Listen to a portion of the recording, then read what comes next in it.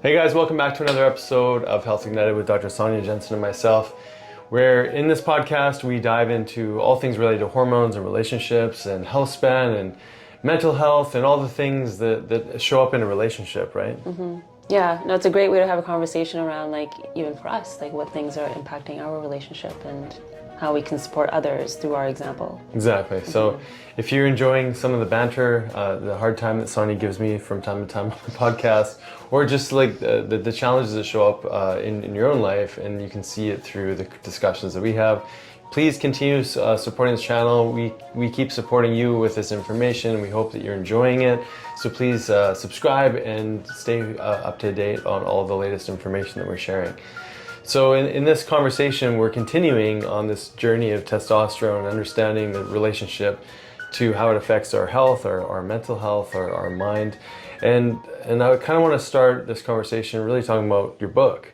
Okay. Because your book really describes this really beautiful relationship between our hormonal system and our mental health and how that plays out on a regular basis. So, what do you see in your patient practice with regards to why this makes such a big difference when you start to really address things from your history and how it relates to your hormones? Yeah, I think it's everything, like how we lived through our past or what we had to do in order to survive it. And this doesn't have to be like big traumas. It could even be the micro moments that started to kind of shape our behavior, our personality, and then our identity, and just how the brain had to operate in order for us to just move through our day or move through life. And so when we start to understand that, we start to see most of us have actually grown up living in a state of stress. And whether that's, you witnessed trauma or you experienced it, or maybe you were like a type A personality because you had to be in order for your parents to be proud of you. Like there could have been so many different scenarios that kind of shaped how your nervous system functioned, and then that shaped how your hormones responded. So then you go through puberty, you go through life with these like transition states that show up in a state of imbalance because your whole system is wired for you to just survive instead of thrive. Yeah, exactly. And then that plays a role on obviously how our hormones are expressing themselves. And when we're constantly in that state of survival versus thriving, all sorts of wacky things can show up for people. And I think this is basically lends towards that journey of if things things are getting bad enough as far as the symptoms, but also that support network really isn't there, or you're not feeling safe to communicate this, really that becomes a snowball effect towards medication and the use of antidepressants. So we really wanted to shape this kind of conversation around understanding the history and how much that correlates with hormonal expression. But then, as a result of not having the right tools to access or the right understanding, it often leads us into this, downward spiral to mental health. And we think that everything's happening to us just purely from a psychological, emotional point of view. And we haven't really connected the dots between our story and our hormonal system and how we show up on a daily basis. Yeah, because everything gets compartmentalized. It's like you go to your endocrinologist for this, you go to a gastroenterologist for this, you go to a psychologist for this, but there has to be integration of all those systems. And there's such a lack of understanding, especially with the hormones, of like when they're changing, going up and down, they're just reacting to the environment like we've been talking about on the podcast. But when it comes to mental health, it's like it's a chicken egg thing.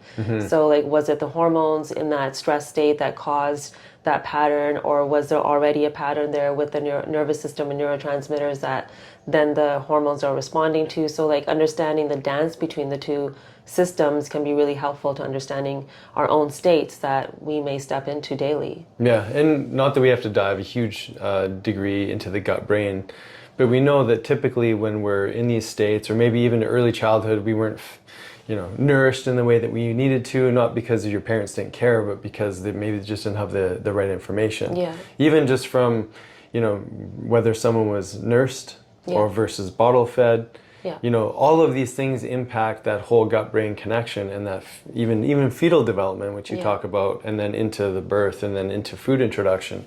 There's so much of our microbiome, but a whole gut-brain neurotransmitter communication system that gets set up just in those early stages of life. And then we're kind of fighting against that, and we're making choices with our food that are more reactive as opposed to more from this place of nourishing. Do you want to speak to a little bit about, that gut-brain connection? Yeah, so we know that our happy hormones that we've talked about before, like serotonin, for example, gets produced in the gut. So if your gut's constantly having to combat inflammation, or, you've probably heard the term leaky gut, and you're not absorbing nutrients, or you're not feeding that neurotransmitter what it needs, and the microbiome's not responding how it should in order to create serotonin, we don't really have anything left over then for it to reach the brain for us to actually access that feeling of happiness. And so depression, anxiety, like a lot of these states are linked with inflamed guts. Like I don't think you'll ever come across anyone that has some sort of mental health challenge that also doesn't have some sort of gut challenge too. Yeah, absolutely. And really just we wanted to connect the dots to these different stories. And yeah, and it's becoming more and more clear too that the mental health disorders, as historically have been claimed to be a neurotransmitter deficiency, right, really it's so much more complicated than that. They're on the scene, but they're not. You mentioned the chicken and the egg.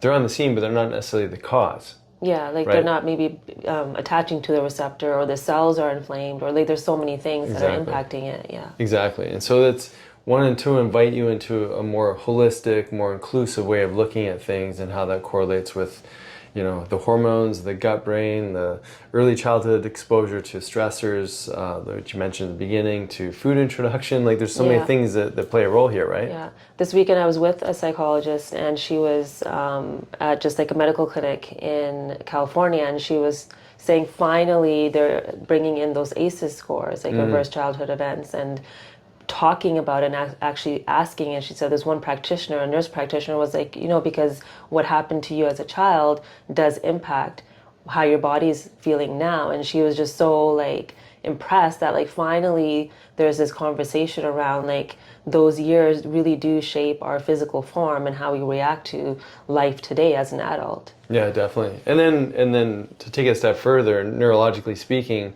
what we repeat once in a while, might have a small impact, but what's repeated every day has a tremendous impact on the wiring. So it's really easy to see how we move into habit with our behaviors, whether it be the food choices we make, to the emotional outbursts that we, participate in, to whatever it might be.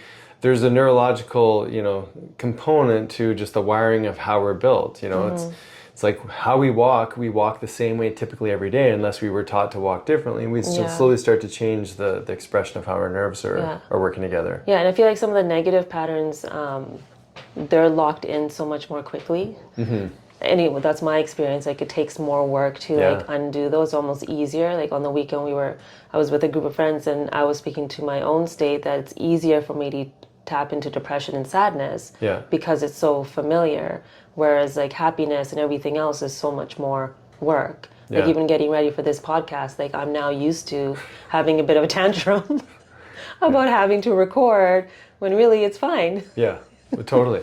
Well, it's funny you bring that up, because I think part of that wiring and how those nerves are fed, I'm picturing Mindy, our friend, like speaking to your neurons. So she was telling me a story about her weekend and how there was this meditative sort of visualization of encouraging the neurons to grow into a more positive way.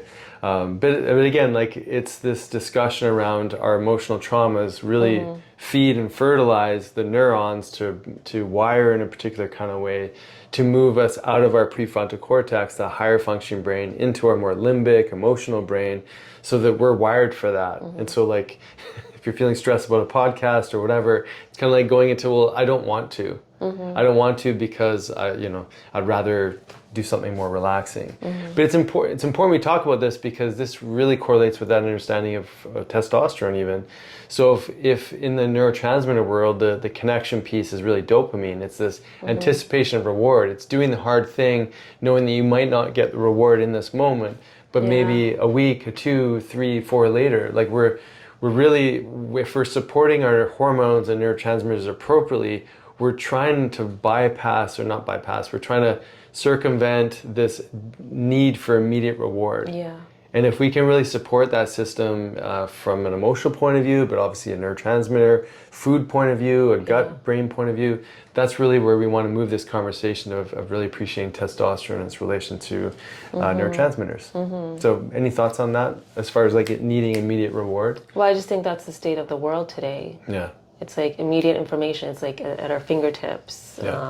everything, like we've talked about that Amazon before. Yeah. You know, so when we want something, we want it in this moment. We even talked about it in our fertility conversation that as soon as, you know, there's even a desire to get pregnant, it's like we want it right away. Yeah. And so patience is something that I think has to be now, like we have to take time to actually exercise that patience muscle. I think before it was easier. I think this generation is going to have an even more challenging time accessing dopamine the appropriate way because they're used to accessing it so quickly and then it burning out. But I think for maybe our generation, it was a bit easier because we were before internet, we were before all these things. I could sit in my room and stare at the wall and imagine, whereas kids today don't really get that opportunity because of the busyness. Yeah, it's almost like it's not, they don't like the feeling of boredom Yeah, to such a greater degree. Yeah. Well, and talk about that in relation to your teaching on pause. Like that's your whole, you know, that's one of the key things you teach people. Yeah, I mean, and it really stood out when I heard it from that Viktor Frankl Men's search for meaning. Yeah, about just that's where freedom lies, is in between the stimulus and the response. And so if we can be patient enough to be able to access that pause in between something happening, feeling triggered, to us then reacting. So whether that reaction is sadness or anxiety or you know, having certain emotions like anger, rage, whatever it might be, being able to pause, we get to then breathe in that pause, we get to reflect in that pause, we get to understand this feeling that I'm giving meaning to right now. Is it actually about this moment or is it from a moment from the past? And that can happen very quickly once you start exercising that muscle. And it doesn't happen perfectly all the time, even when you're exercising it, but at least you know you do have the capacity to be in control. Because it's the loss of control that I think makes us feel like we can't get better or this is how it's going to always be. And that's when we feel stuck. Totally. And I think really developing that as like an avatar for people to appreciate and be in reference to, you know, these are common things that we see from our patients. It's like feel less than, feel unmotivated, not feeling confident, not feeling that vitality, not feeling even maybe worthy enough to look for that delayed reward. Yeah. You know, finding a way to, you know, distract ourselves from the delayed reward so that we can also communicate to that part of our brain is like, no, you really need this now. You really need that hit of sugar right now.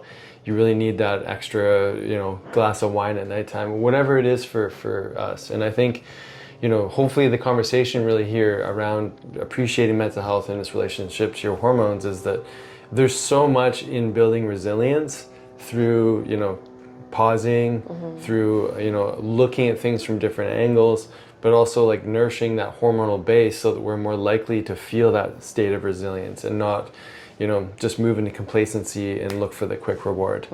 Yeah. So and so one of the things like this theme of like being stagnant and complacent, one of the best things to do when we're stuck there emotionally is to move our bodies physically. Yeah. So, you know, this next part of the conversation just really, you know, painting the picture of often we feel like we have to sort of fight the state that we're in with a new mental emotional state. Like, you know, don't be this way. Okay, well, like that might work for a little bit, but maybe you need to engage a different part of your system to access that part of you more easily. Hopefully that's making sense. Yeah, and like it's instead through of movement. If you're sad, just saying, okay, I just gotta practice being happy. Like that's not necessarily going to shift in that moment. Yeah. And so the invite is to, okay, well, if stagnant and depression and like feeling, you know, internal and withdrawn and whatnot is the emotional state, using your physical body as a vehicle to actually access, you know, joy, happiness, your hormones, your neurotransmitters, a different kind of way. You know, so this is where inviting movement in. And for some people, maybe it starts with just a walk, but go ahead. Well, I was going to say, even when you were describing it, for those of you that aren't watching and just listening, when he was saying sadness and some of these other lower kind of vibration, I guess you can call them emotions, your shoulders were starting to come in. Yeah. Like our posture changes when we're in a certain state. So when we start to move the body and change the posture, we're rewiring things in the brain and those neurons too, to be like, okay, when I'm feeling confident, when I'm feeling motivated, I'm probably going to sit differently. I'm probably going to sit up a little bit taller or walk a little bit differently. But when I'm feeling more internal and sad and maybe wanting to protect myself, I might be like hunching over and shoulders are coming in to protect the heart. Yeah, that's beautiful. So What do you see clinically when people are stuck? What is their willingness in general to go and exercise? Like, I feel like we're really good at making excuses not to. Yeah. But like, what are some mechanisms or some tools maybe that help people just to feel a different state? Because that's all we're asking is like you have an opportunity to actually feel a different state in your body, which then leads to new choices, right? Well, first, I think it's identifying the obstacles, and the biggest one for many women that I see ends up being time. So time, and then, the fatigue, so I can't even get out of bed. Like those extra 5 minutes is something that I need, or whatever it might be. So then it's like, well, how do we incorporate or habit stack is what I'll start talking about. Right. It's like, okay, you have to brush your teeth. Like that's a habit that you've already incorporated. So maybe when you're brushing your teeth, you're looking at the way you're standing in the mirror, right, and you're opening your chest. And as soon as you put the brush down, maybe you're taking a few breaths. That in itself, that is also movement. Like you're moving your lungs, you're moving your diaphragm, so that you're inviting now movement into your day. So maybe you're just doing that for 30 seconds. So then there's no real excuse for it because you're stacking it with something that you already have to do. Yeah, I've done calf raises while I brush my teeth. Yeah, I do this when I'm cooking sometimes. and it's not because I feel like I'm getting a workout. It's just you're just and I find that sometimes brushing your teeth, it's easy to wander and think about all the bad things you do or something. Yeah. And one of the biggest complaints I think people have, like especially perimenopause and like this stage is like, oh, I just feel so stiff all the time. My joints are hurting. Like there's just pain. And like I've realized I can't not move in the morning. Yeah. So those days, even like on the weekends, I don't get up and like do a workout or anything like that, but I want to move, I want to at least stretch a little bit and create some sort of space in my body. And there'd be so many things that could shift in our body and our mind if we would just like recognize that, like how much of a gift movement is. Yeah. And I think like as parents too, part of say the weekend as well is creating time within the family to go do something active together, right? We mentioned last time how we went on this crazy long bike ride, which I think totals around 35 some odd kilometers, close to 40 kilometers, which is a huge stretch. But the idea there is like stacking a family activity with something active, and then you have these bigger, more vigorous sort of active activities that you do with your family on the weekend. So that would be in the case of, say, parents. So what are the hormones that are getting activated when you're exercising? Yeah, well, I mean, the big one being testosterone. I mean, if you're exercising too long, we mentioned in the last podcast, we talked about activating cortisol and some of our stress hormones. Yeah. But definitely, I mean, I would imagine too, estrogen, progesterone, and then you're initiating this release of dopamine because you're getting reward. You're feeling good for doing it. You're feeling good being outside. And so a lot of these hormonal adaptations are showing up for you. Yeah. Can you maybe speak to, because we often talk about like fasting and working out and testosterone, but there's also this BDNF component too, to like neuronal and hormonal health and exercise. Yeah, so BDNF, brain drive neurotropic factor, especially in novel situations or we're pushing ourselves in unique kind of ways. We like new environments, like even going for a bike ride, a long one which you haven't done in a while, or maybe trying out a new exercise class, or pushing yourself a little bit further on a run than what you're used to. All of these things where we're pushing beyond what's normal and comfortable for us, we get these extra hits of these growth factors. And obviously growth hormone can rise too. And exercise is wonderful, and it's also like how we prepare ourselves for exercise is important too. So if we're metabolically unfit, meaning we can't go more than an hour or two without putting food in our body, that's part of this mechanism too, is that training that metabolic muscle and time away from food. But then also as we strengthen our muscles and we start to maybe push more weight or challenge our body in new kinds of ways, we build our capacity to store glucose in the form of glycogen in our muscle. And this is super important because, when I think of what's the end product of glucose or energy, it's really, we need a place to use it efficiently, but we also need a really efficient way to store it. But if we're storing it in the form of triglycerides because we've got fatty liver and we've got unhealthy insulin secretions, and we're storing glucose in a really inefficient kind of way. But if we're building our muscle and we're stimulating the growth hormone and the testosterone, all these other factors, we're actually building the size of our muscle, but we're also increasing the storage of glycogen, meaning we're way more efficient at using glucose. And so I think of, part of we started this conversation on mental health, and this part of the understanding of like feeling depressive or not feeling like yourself, you know, really what we're doing with movement is improving like our batteries within our body so that we've got batteries that can charge more effectively, that hold more energy, and then can be used more effectively to move us through our day, which means that we've got energy left over to feel happy, or energy left over to make the right decisions with our food, or the bandwidth to be able to still be present with your partner and your family, because you've built those batteries, and that happens through movement. Yeah, right? so like just looking at those two states, say we looked at depression and anxiety as states of different energies. So with depression, there's less energy in the brain that's being utilized efficiently, whereas with maybe anxiety, it's being used in maybe inappropriate ways where the brain can't actually access it so that it's nourishing it, but instead it's like wired in a different way, perhaps. Yeah, that's a great way of looking at it. And I think that you know, I kind of want to talk about a little bit of a story of a patient that came in, and you know, this patient was just doing great things as far as his career, like, you know, making good money and all that kind of thing. I mean, I guess that was like the biggest win in his life was that career was going well, but his health was being sacrificed. His future for his kids was being sacrificed because he didn't have the health to make it to, you know, potentially not be able to have the health to make it to be in his 40s and have lots of energy to play with his kids and whatnot. And then, you know, he saw the complications of unhealthy lifestyle, you know, playing out in his parents and whatnot. And when we ran his blood work, his testosterone was completely tanked. His insulin was through the roof, vitamin D was low. Like all these markers that we see on so many people are stuck in inflammation. They're insulin resistant. They're not accessing their energy efficiently. So AKA they're metabolically unfit. And then their mood is massively affected. So when we showed this gentleman his blood work, he nearly broke down and cried because he was fearful for the future. And obviously our goal isn't to strike fear in our patients, but it's to paint this picture of like there's all these different points that you're not connecting with your health, and it's making a tremendous impact on your energy, how you show up, how you feel physically, how you feel about how you feel physically, you know, what your future looks like, you know, even down to fertility, like we spoke about a few weeks ago.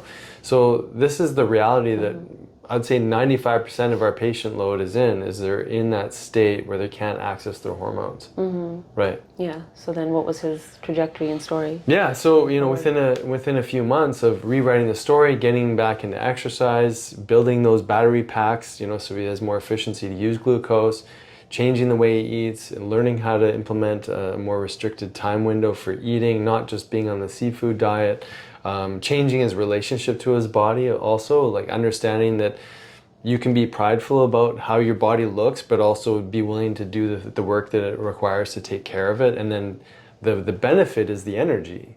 It's like when we do all these things, we feel more vibrant. And then most of his blood markers, if not all of them, all of his blood markers improved, but he got out of these massively deficient states, massive insulin resistant states, which we're keeping him on this sort of roller coaster ride of not feeling in control, not feeling freedom in his body, right? And that's one of the first things I feel like we do with every person is to help them see where they are, and then, you know, through practice, application, learning, you know, and experiencing, there's this whole new life that's available, right? And that happens through, you know, addressing the hormones, but also all of it. Yeah. So similar stories for you? Is anything that comes to mind for patients stuck in that sort of hormonally resistant state where they're stuck in apathy or depression, or what are some of the things that maybe that you would talk to patients about to help get them out of that state? Yeah, so the first one, like I said before, would be the habit stacking. So bringing that element in, and then the deservance piece is a big one for women. So if it's like a busy mom that is also working and having to navigate the household, the meals and everything can feel really overwhelming. Like, well, I have to stack this one more thing into my day, even though we know, like we talked about, if we have patience with it, we can get these results long term and have more energy for the kids and have more energy for the career or whatever it is that you're doing to serve your creativity. So what has to happen, it's like you have to kind of work on all the different angles. So bringing in some of that movement, bringing in realization that without you taking care of you, the whole unit will crumble. So bringing that awareness back and then getting her feeling a little bit better. So I'll bring in some like IV therapy or nutrients that are going to start really nourishing her so she gets glimpses of this other way of being. Because when you're stuck in that state of depression or stuck in that state of lack of motivation, it's hard to know there could be another way. So if they can even just get like little glimpses of it throughout the day and be like, oh, okay, this actually feels really good. But unfortunately, what happens is people get glimpses of it. They're like, oh, now I can do all these things. Yeah. Instead of just feeling into it and be like, okay, I'm going to use that energy now to heal, not do more, but actually understand myself a little bit more and bring in more habits or bring in some other tools that will support me.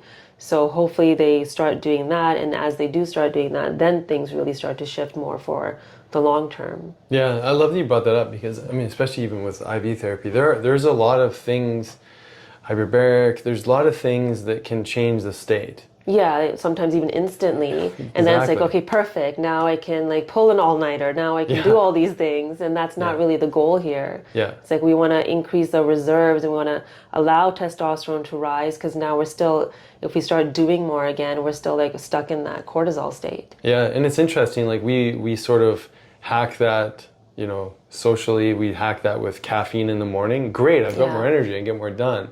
And then we do that every day, and then we really burn ourselves out.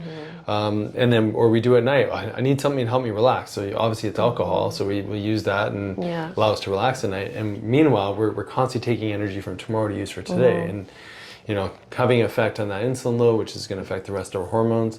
And so there's like this version of us that shows up, but not this version of ourselves that has a plethora of energy, that has reserve, that has a focus on recovery.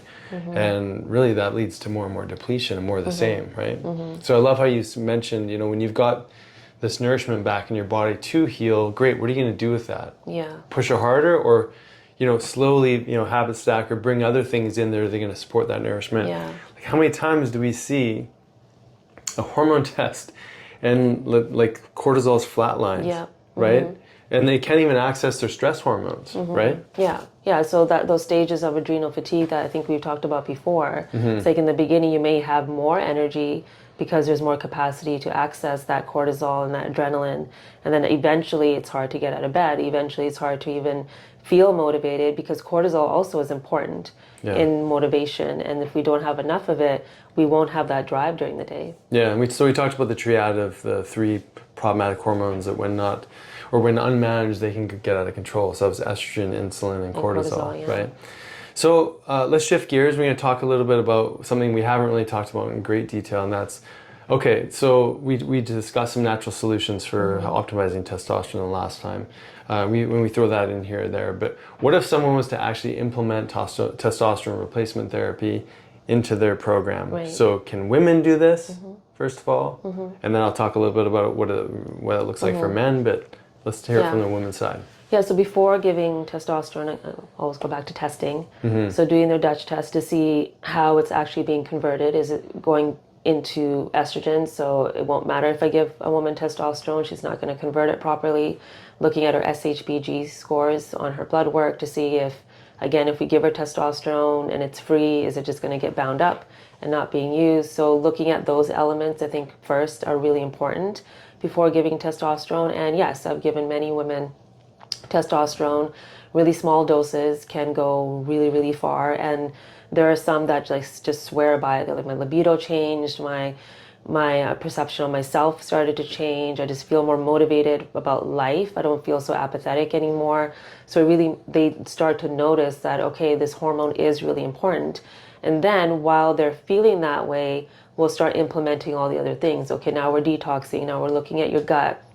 We're looking at your stress levels, your nervous system, doing all of that work. So she doesn't have to stay on it long term.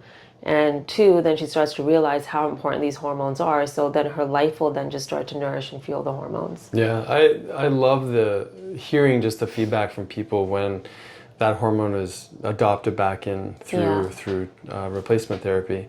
or we like to say optimization therapy. It's not, it's not just about replacing hormones. Like, how do we use this as a vehicle for optimization? Yeah, and that's where dosing is so important, right? So it can like vary depending on the practitioner you talk to, but we just look at like physiological dosing to get you feeling good, depending on what your goals are too, and how long you're going to use it, how you're using it. Like, I mostly do creams. I know many that do like patches and things like that too. So there's different ways. Yeah. So women, it's usually cream, right? Yeah. But there is definitely, there's a lot of practitioners out there that would be using it in the in a pellet form. And as far as the cream goes, that's a typical application. It could be transdermal, it could be perivaginal. That would be the common situation for women. And then men, typically is injection, but it could also be a cream. Cream could be applied daily, but it could also be something that you would use as an injection. But here's the thing: is like wherever possible, you want to mimic that natural release that the body is doing. And so, maybe in the past it was like just big doses, give yourself big doses, and then so you can dose less frequently and it's more convenient for you. But it turns out that by far it's much more beneficial to be doing a dose that more mimics your body's natural rhythm. And so that would be, if you're doing injection, maybe it's twice a week, maybe it's 3-4 times a week. I have some men who do it every other day, but in a fraction of that total dose. And this is so powerful because, everything you said with regards to mood and sense of vitality and desire for exercise and movement and libido and desire for intimacy and connection, it goes a long way. And when done in that optimal therapeutic range, we're not worried about things like, cancers or hypertension or this massive overwhelm of aggression or increased conversion into estrogen. I do have some women that get a little bit of chinny chin hair. Okay, so talk about that. And they don't care. Right, because they feel so good. Because it feels so good, so they'll pluck it away. But then like we're obviously testing and making sure that we're converting it properly. It's not stepping into this like androgenic state where they're going to start then losing their hair on their scalp. And so you constantly are monitoring to see it's working well, and if all of that is okay and they're getting 1 or 2, they don't mind. Exactly. Yeah. So that's important. How do you know with men if they're getting too much? Yeah, I mean, usually we're looking at blood work, right? So we're looking to see how much that conversion into estrogen happens. Because anytime you give, especially, and this is why we like to increase the frequency of dosing, instead of getting this huge surge of testosterone, this huge conversion into estrogen.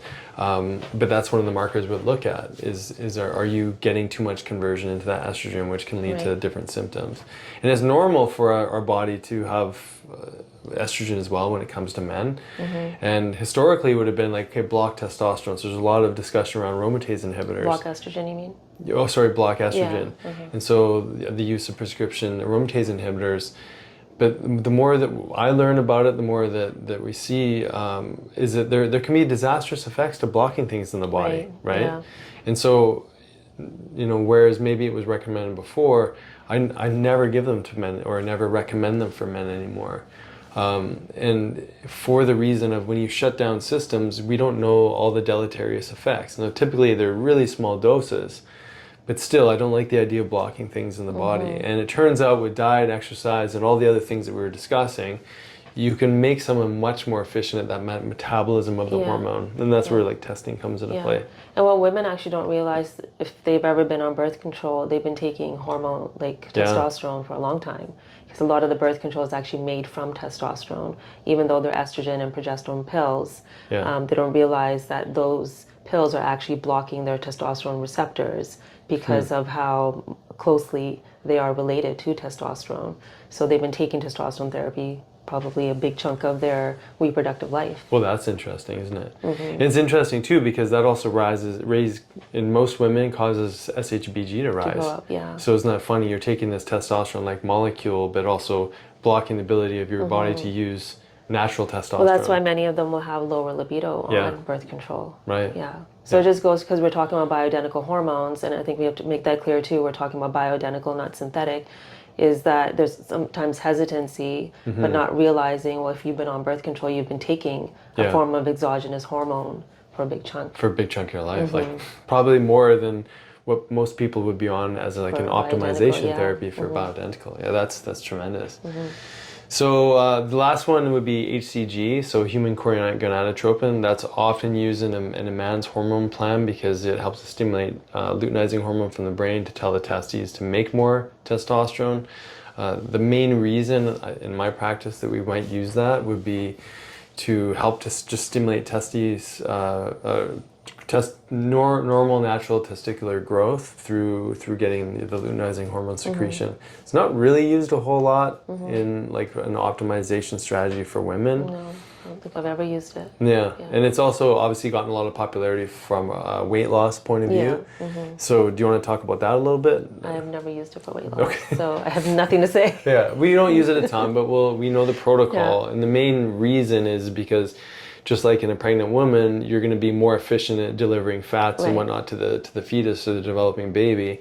So when taken as a tool for weight loss at small doses taken every day, it can just make you more fat efficient or fat energy efficient. And so people can do a caloric restricted diet using HCG. Anyways, it's kind of sort of It's a whole other topic. Topic. But just to let people know that there are different ways to use these things, and you know, if you're even considering it, you got to get tested first. You would, you know, we definitely don't recommend people just to, you know, go onto the internet and find their own sources. You need to work with somebody. This is really important stuff. You want to be able to look at the whole picture. It's not even just looking at the hormones. Like the hormones are just one way to manage or support someone going through the therapy. But it's like, what is that hormonal system doing in the context of everything else? Your inflammatory markers, your liver enzymes, your even from a physical exam, like how's your blood pressure, you know, like, is there any signs of hypertension, you know, et cetera, et cetera, et cetera. So it has to be a holistic approach. Yeah, especially because like here in Canada, it's not as accessible when it comes to hormones. You have to work with a practitioner, whereas I know in the US, there's been patients that will drive across the board and they're like, oh, I got some DHEA and now I'm taking 25 milligrams or 75 milligrams. And I'm like, oh, okay, back away from that. And, you know, they'll be like, oh, I'm sorry I did that because it totally went off of the protocol. And then they're getting these other symptoms now. And so it's so important to work with somebody because it's such an art when it comes to bioidentical hormones and how they're working together and monitoring, because a change in life or a circumstance or a stress or something will change how they are working in your body too. So it's important to have someone you can speak with. Yeah, I love that you brought that up. And that sort of ties this conversation back to where we started, right? And that is that, you know, these life circumstances that are constantly being thrown at us, you know, we can feel a certain way when we're on a therapy, and then it's kind of like we might go, well, the therapy's not working anymore, but we need to always pay attention to what's happening to us on a daily basis and how much our nervous system is impacting our energy, our mood, our cravings, you know, our relationships. And so, you know, at the end of the day, it's always, you know, holistic point of view. How do you most, you know, inclusively address all these different aspects of your body? And then also know that there's this part of medicine, which is time. You know, and then sometimes we need a little extra nourishment and time to go through this period. And maybe it's important that our body has less energy. You know, so that we can work on that emotional stuff while we're working on our physical vehicle. So, any sort of last words on... Well, a big theme that came up this past week when I was with my girlfriends was space. So it's like giving yourself space to feel into what your body's actually telling you. And then when you're doing a treatment like this, so say you go on testosterone, you go on hormones, like giving them space to adapt to your environment, and also giving your body time to adapt to them, because it's that instant desire to like feel good right away, or like we talked about before, feeling good and then doing the same habits or doing more isn't going to allow for you to actually start to get to know when, you know, stuff shows up in your life, like different stressors or a loss or something, then all of a sudden you're feeling like maybe worse than you did before. But recognizing when things are happening in our outside world that we're being impacted, and then those hormones are just responding and reacting. And so even if you're taking bioidentical hormones, you're still human and you're still going to be responding and reacting. So you're going to have ups and downs and all of that. So just recognizing that it's all part of that process. Yeah, one last thing that makes me think of what you shared, just even being with your girlfriends on the weekend, is that isn't it interesting that when we spend time with certain types of people, we can take our problems and magnify them. They can become so much worse because the the sounding board that's around you is one that's keeping or literally magnifying the stress that you're feeling. But you had an experience this weekend where you're around this nurturing group of women that were elevating, helping you transmute, helping you to challenge maybe even the things you think about yourself, helping you face your fears, your worries, your disagreements with yourself, and transform that. And that happens in that sense of community, where you can actually, change your state, like we talked about, and realize that there's more to you than what you've noticed. And so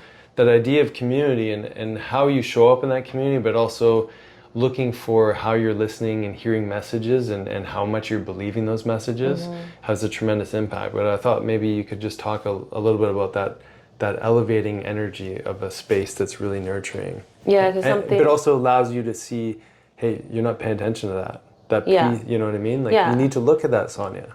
Right? Yeah, like we talked a lot about polarities over the weekend and how like that needs to happen in order for us to transform anything. Like we need to, like a symptom, for example, does that for us. It makes us aware that there's something that we're doing or something that we're believing and thinking that's creating this discomfort. So same with like a belief that we have about ourselves or a story that we've been carrying for a long period of time does the same thing. So when you start to recognize and see that, then there's an opportunity to either sit with somebody that will, say the same things and be like, yeah, of course, and then keep you stuck there, or sitting with somebody that says, one, you're not alone, I'm here with you, and we can walk this together side by side, and two, do you realize how powerful you are and that you can transform anything in your life? And something that I have always worked on that I think is contrast to my sadness and depression that shows up is contentment. Like I don't feel content a lot because of my pattern of not enough.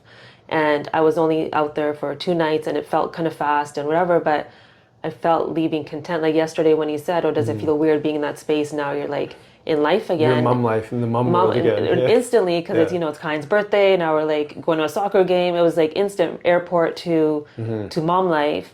And it was the first time I feel like I've come back from something feeling like, oh no, I'm content. So then my response to that change or that pivoting I had to do was okay. It wasn't just like, oh, I wish I had more time. I wish I had this. I wish I did. I didn't have any of that. And I think that comes from being in a space where you can share what needs to be shared. You can increase your oxytocin. So then that increases all of the other hormones and just feeling really grounded in that. I don't know if this goes with anything that we talked about today. It does, because it has to do with how we're perceiving ourselves. Yeah. Excuse me, but also this idea of delayed gratification too. Yes. In the sense that, sometimes we just need to hear the things that we're speaking to ourselves through, someone else's perspective, so that we can then, get to that end goal, whatever that may be, in a different kind of way. Yeah, right? like you might be someone that feels tired all the time. And then if you're speaking to others that are also feeling tired all the time, which, I think it feels familiar and you feel validated for how you're feeling. But if neither individual is also seeing like what's on the other side of that, then it's hard to like pick yourself up from it. It's almost like misery likes company. Yeah. Right? So if you can like surround ourselves with people that can sit in the shit with you, but then also help you like expand from that. Turn into fertilizer, yeah. Yeah, that's it. Yeah, and one last thing I'd like to say on that is that, let's say that you're in a community that's just not like that. Yeah. Well, how can you be that for someone else? Yeah. And that's just another way to look at it, right? Yeah, because another way to create that community is the books you read, the things that you listen to, what you watch. Like you can start there with yourself, and then from that you start attracting people that all of a sudden, if you're thinking about taking testosterone, you're going to hear about testosterone everywhere around you. Yeah. Yeah, exactly. Okay. Yeah. So that's the task for you, is to pay attention to the things that are holding us back. Like look at be willing to look at those dark aspects of ourselves that we've sort of not wanted to pay attention to. I mean, that's everything that's in Sonia's book too, So Woman Unleashed. And there's a part 2 coming next year sometime in 2025. 2025, okay. So there's part 2 that's being worked on currently, and it will be developed and released into 2025. So with that being said, these are the conversations that we love to have with one another, with you guys tuning and listening. We'd love to have more of them with you, so please feel free to join our Health Ignited Club, where we dive into this content in much more detail and have a roundtable discussion around what's coming up for us on a daily basis. So thank you again, and thank you for tuning in.